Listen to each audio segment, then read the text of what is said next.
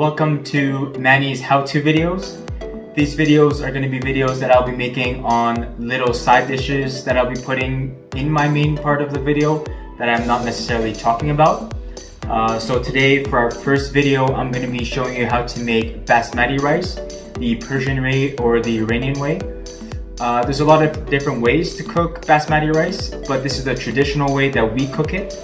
And the reason why we cook it this way is because we don't like typically for our grains to stick together.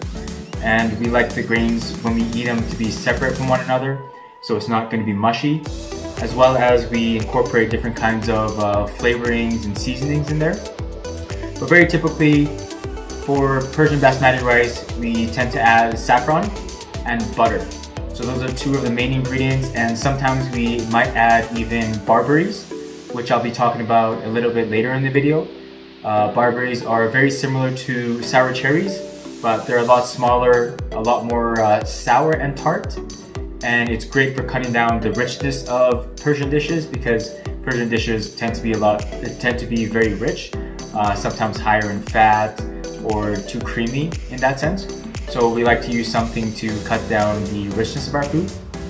So barberries are a great acidic way to kind of do that. So let's get started with how to cook the Basmati rice. So before we start cooking the Basmati rice, arguably this is the most important step about cooking Basmati rice, and that's washing the rice. Now there's a lot of dirt and a lot of impurities that are in the rice, and we're trying to make sure that we remove all of the dirt, extract any extra unwanted flavor that is in the rice, so that when we cook the rice, it purely tastes of rice and nothing else. So typically we wash this around 4 to 5 times. We don't want to crush it in our hand. We just want to put our fingers in lightly and move it around so that we can wash the rice.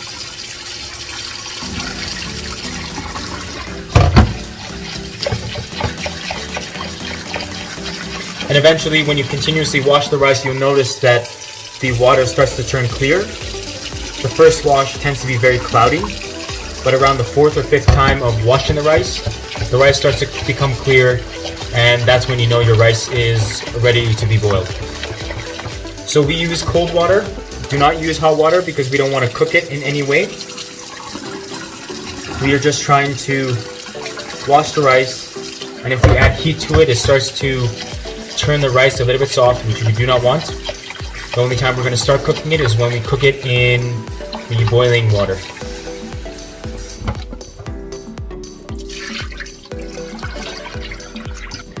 So now that our water is at a rolling boil, what I'm going to do here is I'm going to put a couple tablespoons of salt to make sure that it is ocean salty. We tend to do that when we're cooking our rice so that we can make sure that we put enough salt to enhance the flavor of the rice. And we're going to just quickly mix it around, making sure all the salt is incorporated. And now I'm going to put the rice. I have around 2.5 cups here, but it doesn't matter what the ratio is. The steps are always the same, and the foundation of cooking Basmati rice will always be the same. So I'll put it in here. I'm going to cook it for, as I mentioned earlier, around 6 to 7 minutes until it's cooked a little over al dente. And I'm going to make sure that as it's cooking, I stir it every 30 seconds to a minute so that way it doesn't stick to the bottom of the pan. You don't want to leave it to boil, otherwise it's going to stick and the rice won't turn out the way you want it to. We want individual grains rather than grains that are stuck together, so that's why we have to constantly mix the rice. Now we will just let it come back up to a boil. Should take around 30 seconds. So now the rice has been boiling for about 2.5 minutes. I'm just gonna give it a quick stir, making sure that no rice is stuck to the bottom of the pot. And then I'm gonna let it cook for another 4 to 5 minutes, depending. And then we'll strain it out and run it under cold water. So now that the rice is ready, we're just going to strain it off. And we're going to cool it down right away with cold water.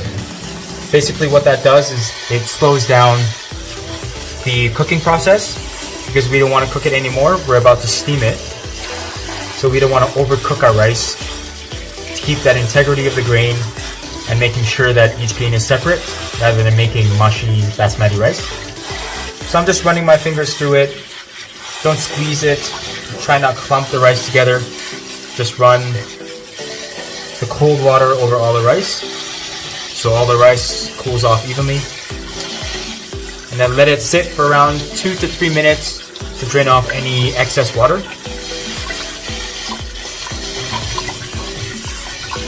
And be sure to remove any of the excess rice that's also in the pot and strain that off as well.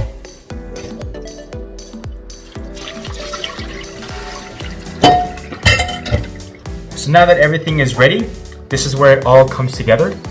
So first off, I'm going to add probably around 2 tablespoons of canola oil just at the bottom, or any kind of oil you have at home.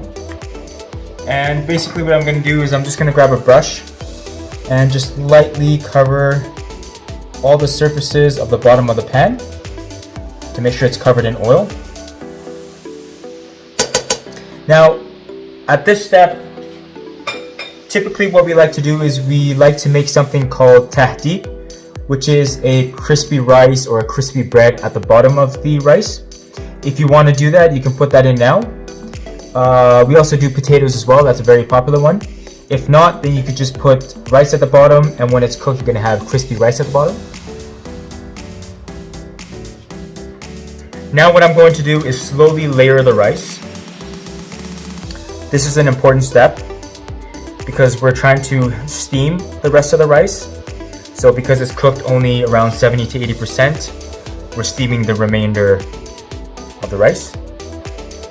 So typically what we like to do is we like to spread the rice at the bottom and kind of build a mountain shape, if you will. And make sure you have a big pan for this because you want enough steam to go through all of the pan. And if you stuff it too much, then the rice is gonna turn soggy because there's not enough airflow and circulation in the pot for the steam to escape from the bottom. And I'm gonna add in the rest of this rice.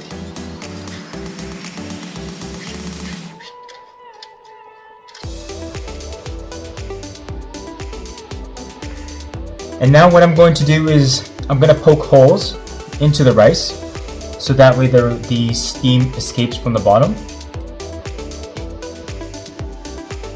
and it has enough moisture to cook and steam the rest of the rice. So just make sure you have a lot of holes and poke as many as you can into the rice. Next up, you're going to add just enough water at the bottom, probably around 1 millimeter or 2 off the surface of the bottom, so that way the heat has something to steam inside the pot. And you want just enough to cover probably a grain of rice. So just put enough water in there so that way it comes up 1 millimeter or 2. And then next up, what we're going to do is, while the rice is cooking, we don't want the evaporation of the water to go back into the rice. So what we do is we put a cloth over the pot, and then we're going to put the lid on. So that way the water and the evaporation has something to stick to, and it won't drop back down into the rice. And all we're going to do is we're going to cover it, put it on the stove, and cook it on medium to low heat for at least 20 minutes or until the rice is steamed and ready to go. Now I just put the rice on the stove.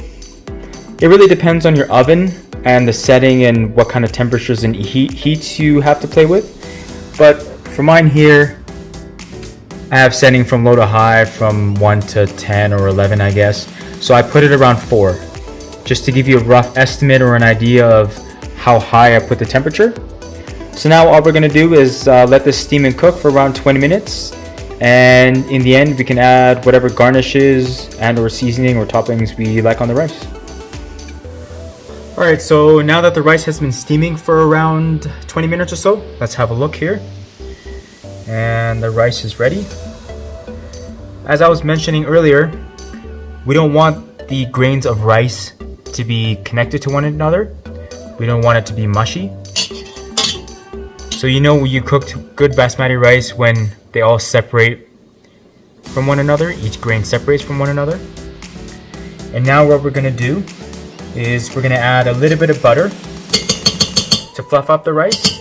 And we're also gonna add some barberries in there as well. So first I'm gonna add in the knobs of butter. And then just use a fork and just fluff it around until all the butter is well incorporated. Now you can add as much butter as you want. Some like it extremely creamy to finish it off and add a little bit of gloss to the rice as well. And then while that's melting, I'm gonna add the barberries. Now these are the barberries here. As I mentioned earlier, they're very sour, a little bit tart, and they're great for cutting down dishes. Typically you can add this at the beginning while you're steaming the rice to infuse some of that flavor in there. But I decided to throw in it at the end just to give you guys an idea as to how we cook basmati rice, plain basmati rice, and then from there you can infuse or add any kind of flavors in there. And now what I'm also going to do is to reserve a little bit with a touch of saffron water. So about half a teaspoon of saffron with a little bit of hot water, and then I'm just gonna fold this in there as kind of a garnish, if you will, for the rice. Alright, so now to plate up this basmati rice, we're just gonna layer some of the non-saffron basmati rice at the bottom. It's wonderfully cooked. You can see the grains aren't stick together. And usually as a garnish, we like to garnish it with saffron rice. So we'll put a little bit on top there to give it an extra dimension, extra flavor, an extra wow factor for our dish. And there we have it, the saffron basmati rice. And there we have it, folks.